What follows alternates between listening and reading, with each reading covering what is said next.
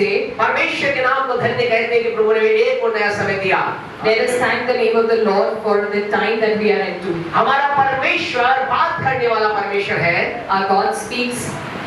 हमारा परमेश्वर अपने अलग-अलग तरीके से लोगों के द्वारा बात करता है। He has different way of speaking through different persons. हम इस बात को देख रहे हैं, परमेश्वर ने 6 दिन काम किया और 7वें दिन क्या किया? विश्राम किया। We are looking into this that God worked for 6 days and rested on the 7th day. इसलिए आपसे कहना चाहते हैं, आपको मुझे भी क्या करना है? अगर हम चाहते हैं कि विश्राम में प्रवेश करें, मुझे आपको क्या करना होगा? मुझे आपको भी काम करना होगा। If we want to enter the place of rest, before that we have to work. और आपसे कहना चाहते हैं, परमेश्वर के लोगों, हमारे पास बहुत से काम हैं जो आपको मुझे करने हैं। People of God, there are many work that we have to do. और हमने पिछले दिन इस बात को देखा था, परमेश्वर मुझसे आपसे चाहता है, पहला कुरिन्थियों का 6वां अध्याय उसके 20 वचन को मेहरबानी से हमारे साथ निकाले।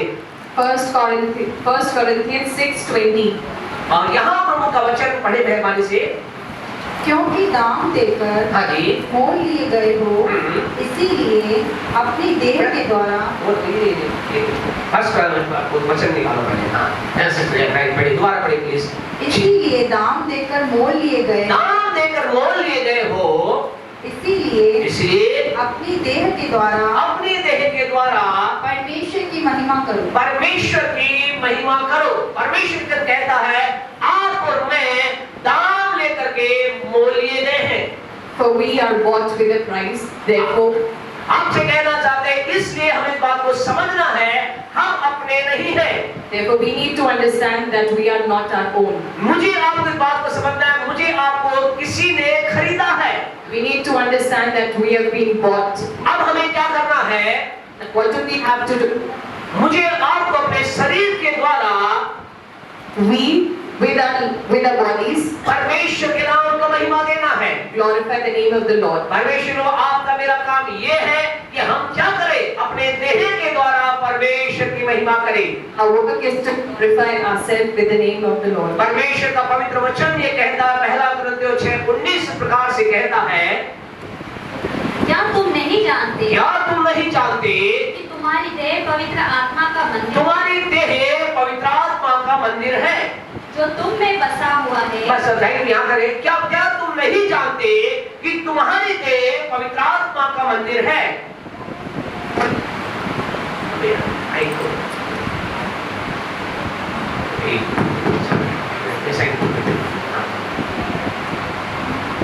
Praise the Lord. For ye not know that your body is the temple of the Holy Ghost. परमेश्वर जब कहता है कि आपकी देह क्या है? पवित्र आत्मा का मंदिर है। Your body is a temple of Holy Ghost. आपको समझना है, आप क्या है? दाम दे करके मोल लिए गए हो। You have been bought with a price. आप अपने नहीं हो। You are not your own. आपकी ये देह पवित्र आत्मा का मंदिर है। Your body is a temple of God. इस देह के अंदर परमेश्वर की आत्मा को बसना है। Your body should have the place of और Holy Spirit. आपको मुझे इस देह के द्वारा परमेश्वर की महिमा करना है। We have to glorify God through our bodies. आइए हम मिलकर इस बात की घोषणा करें। Let us declare. आइए हम सब इस बात को बोले। Let us speak. मैं दाम लेकर मोल लिया गया हूँ। मेरा शरीर पवित्र आत्मा का मंदिर है, इसलिए मुझे अपनी देह के द्वारा परमेश्वर को महिमा देना है और परमेश्वर की महिमा के लिए मुझे बहुत सा फल लाना है। मेरे जीवन के द्वारा परमेश्वर को महिमा देना है। मुझे परमेश्वर ने खरीदा है। हालेलुया! प्रभु को महिमा दी। फिर आपको यह अंगीकार करना है। I have been bought with a price. My body is a temple of Holy Spirit, and we have to glorify God through our bodies, because we have to. And God says that we have to bear fruit of life, so that we can glorify God. Praise the Lord. परमेश्वर को क्या करना है? आपको, आपका मेरा काम यह है कि हमें इस देह के द्वारा परमेश्वर की महिमा करना है। और महिमा का काम क्या है? We have to glorify God through our bodies. And what is glory? परमेश्वर को आपको महिमा के लिए क्या करना है? पहला परमेश्वर प्रभु के वचन में यूहन्ना John 15:8. ये कहता है, परमेश्वर के लिए कहता है, यूहन्ना 15:8 पढ़े, क्या कहता है? मेरे पिता की महिमा मेरे पिता की महिमा इसी से होती है इसी से होती है कि तुम बहुत सा फल लाओ। तुम बहुत सा फल लाओ। पिता की महिमा कैसे होगी? कैसे होगी? How will God be glorified? परमेश्वर को पिता की महिमा ऐसे होगी कि आपको मुझे क्या करना है? बहुत सा फल लाना है। We will glorify God when we will bear fruits. आप फल लाने के लिए बने हो। You have been born to bear fruit. आपको फल लाना है। You have to bear fruit. आपकी लाइफ का मकसद ये है, Your life purpose is, आपके जीवन का उद्देश्य है, your aim is आपको फल लाना है। that you have to bear fruit. और हम इस बात को देख रहे हैं, आत्मा का जो फल है, And we are seeing this, that the fruit of the Spirit, परमेश्वर के लोग 9 आत्मा के फल हैं। गलातियों की पत्री और उसके 5वें अध्याय के 22 वचन के ऊपर हम मनन कर रहे हैं। Galatians 5:22. हम इस बात को देख रहे हैं, मुझे आपको क्या करना है? आत्मा का फल लाना है। We have to bear fruit of the Spirit. और आत्मा के फल के अंदर परमेश्वर लोगों, पहला फल हमने देखा था, वो क्या है? प्रेम। First fruit is love. आपको मुझे क्या करना है? अपने लाइफ को प्रेम से भर लेना है। What do we have to do? We have to fill our lives with love. दूसरे फल के ऊपर हम बातचीत कर रहे हैं। दूसरा फल आपके मेरे जीवन में क्या होना चाहिए? क्या होना चाहिए? अरे बोले, क्या होना चाहिए? Praise the Lord. Fruit is joy. आपसे कहना चाहते, आपके मेरे जीवन में क्या होना चाहिए? बोले, मेरे जीवन में आनंद होना चाहिए। I should have joy in my life. आनंद होना चाहिए। Joy in my life. आनंद होना चाहिए। आपसे कहना चाहते, आपको मुझे अपने जीवन में फल लाना है आनंद के द्वारा। We have to bear fruit in our life through joy. और आपसे कहना चाहते हैं कि आनंद आएगा कैसे? How will this joy come? आपसे कहना चाहते, अच्छे कपड़े पहनने से कई बार आनंद नहीं आता है। Not when we dress up nicely. कई बार अच्छे खाना खाने से भी आनंद, Not when we eat good कई food. बार ऐसा होता है, परिवार में पत्नी क्या करती है? बहुत बढ़िया मेहनत से बढ़िया से क्या करती है? खाना बनाती है, बच्चों के पास ले जाती है, पति के पास ले जाती है। वो एक निवाला चक्कर क्या बोलता है? आज तो डियर आनंद नहीं आया। कई बार कहती है ना, Sometimes wife makes food and give to children and to husband, but then they say that I did not find it good enough. होता है ना कई बार ऐसा, बहनों आपको होता है कई बार, आपके से ना बिल्कुल आपने जी जान लगा देते हैं और फिर पड़ोसन के सामने बोले आज वो आनंद नहीं आया। Sometimes you put your heart into the food, but still they say that we did not enjoy the food. आपसे कहना चाहते, परमेश्वर प्रभु का वचन बताता है आनंद कैसे आएगा। God's word teaches us how will this joy come. यूहन्ना 16:24 में इस प्रकार से यीशु ने कहा, John 16:24. यीशु ने कहा, अब तक तुमने मेरे नाम से कुछ नहीं मांगा, You haven't asked anything in my name. मांगो तो पाओगे, Ask and it shall be given, ताकि तुम्हारा आनंद पूरा हो जाए। so that your joy will be doubled. आपसे कह रहे, यीशु कहता है तुम्हारा आनंद पूरा कब होगा? जब तुम मांगोगे। When will your joy be full? When you will ask for it. आपसे कहना था बिना मांगे आनंद पूरा होने वाला। और आज आपसे कहना चाहते हैं, आप कह रहे हैं पास्टर साहब हम तो दिन रात मांग ही तो रहे हैं। You will say that Pastor Uncle, we keep on asking joy. आपसे कहना चाहते हैं, आज लोग क्या कह रहे हैं? हम मांग रहे हैं, क्या मांग रहे हैं? परमेश्वर मुझे चंगाई दे, प्रभु मुझे धन दे, प्रभु मुझे बरकत दे, प्रभु मुझे नौकरी दे, परमेश्वर मुझे प्रमोशन दे। हम दिन और रात क्या कर रहे हैं? मांग ही तो रहे हैं। We are declaring and we are asking from God about multiple things. आपसे कहना चाहते परमेश्वर के लोगों, यीशु मसीह जो यहाँ पर कह रहा है, यीशु क्या कह रहा है? यीशु कह रहा है अब तक तुमने मेरे नाम से कुछ नहीं मांगा। Jesus is saying that you haven't asked anything in my name. और आप क्या कह रहे हैं? हमने तो मांगा है। And what you are saying that we have asked. फिर क्या कारण है? आज जीवन के अंदर तो आनंद नहीं आ पा रहा है। कारण ये है परमेश्वर को हमें इस बात को समझना है, परमेश्वर का आत्मा यहाँ जो बात कर रहा है वो इस सारी दुनियावी बात के मांगने की बात नहीं कर रहा है। Now we have to understand this, that this joy is not related to the worldly things. परमेश्वर के लोगों, हम क्या कर रहे हैं? हम मत्ती 7:7 के अनुसार क्या कर रहे हैं? हम यीशु ने क्या कहा? यीशु ने कहा जो मांगता है उसे मिलता है, जो ढूंढता है वो पाता है, जो खटखटाता है उसके लिए। मत्ती 7:7 राजू भाई क्या पर यीशु ने कहा? यीशु मसीह ने कहा जो मांगता है उसे क्या होता है? मिलता है, जो ढूंढता है उसे क्या करता है? वो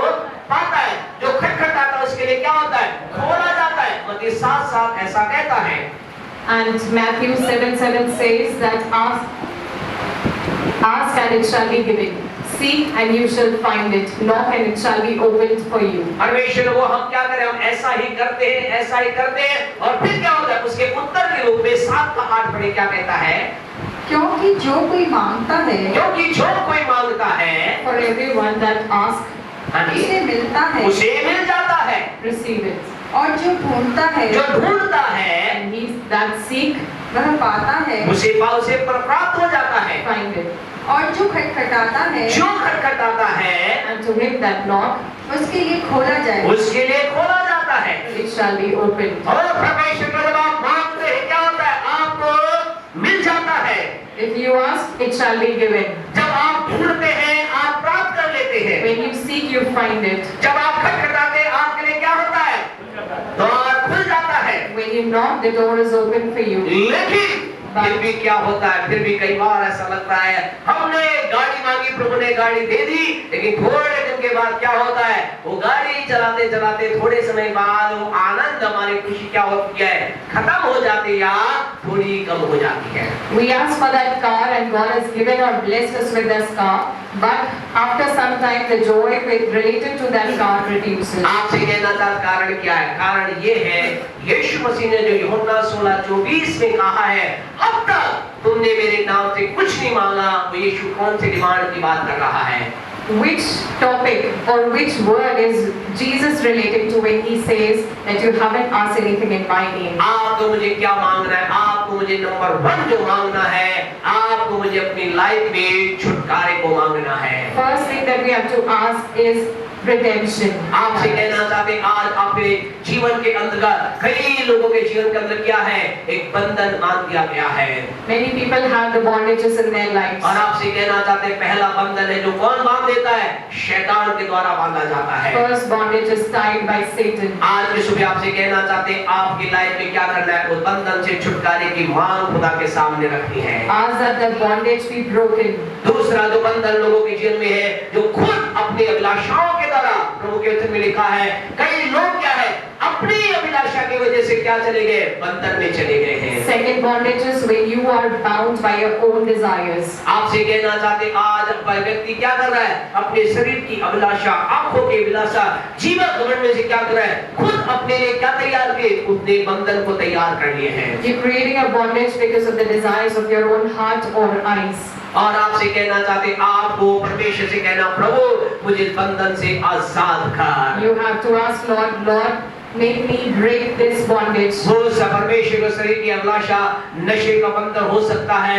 व्यभिचार का बंधन हो सकता है, झूठ बोलने का बंधन हो सकता है, गलत काम करने का बंधन हो सकता है। लेकिन आपसे कहना चाहते एक व्यक्ति का आनंद जब तक पूरा नहीं होगा, जब तक इस बंधन से क्या नहीं हो जाए, वो आजाद ना हो जाए। There may be a bondage of addiction, adultery or other multiple things. Before that you have to ask that God free you from all those bondages. आपसे कहना चाहते आज हम तीसरे बंधन के बारे में बातचीत करेंगे। आपको मुझे जिस बंधन छुटकारा है वो कहलाता है श्राप का बंधन। We'll be talking about the third bondage, that is the bondage of curse. आपसे कहना चाहते हैं खुदा के लोगों, ध्यान से सुनना, आज का वचन आपके जीवन को बदल कर रख देगा। Listen to the word very carefully. This word will change your life. आज का वचन आपके आने वाले भविष्य को चेंज कर देगा। This word will change the future. आज का वचन आपकी आने वाली पीढ़ी को चेंज कर देगा। This word will change the future of your आगे generation. वाला आज का वचन आपके लाइफ में, परिवार में, बच्चों में, बिजनेस में, हर एक क्षेत्र के अंतर्गत एक बेदारी को लेकर आएगा। This word will bring the redemption in your life and in your children's life as well. आपसे कहना चाहते आज अपने आप में सोचना, आप में कुछ लोग कह रहे हैं हमारे जीवन में तो क्या है, हमारे जीवन में तो कोई शैतान का बंधन नहीं है। Good. Some people will say, Lord, Pastor Uncle, that we do not have any bondage of curse in our life. कई लोग कह रहे हैं कि हमारे जीवन के अंदर किसी प्रकार के अभिलाषा का बंधन या स्वयं हमें किसी प्रकार के बंधन में अपने आप को लेकर के नहीं आए हैं। Second, you will say that, Pastor Anil, we do not have any bondage of our desires. Only लेकिन फिर भी क्या कारण है कि हमारा आनंद पूरा नहीं हो पा रहा है? But still, what is the reason that our joy is not full और yet? आपसे कहना चाहते इसका कारण ये है, कहीं ऐसा तो नहीं कोई श्राप का बंधन आपके जीवन के अंदर हो। The reason may be that you must be having the third bondage. आपसे कहना चाहते हैं इस श्राप के दो बंधन हैं। नंबर 1 जो श्राप का बंधन है वो है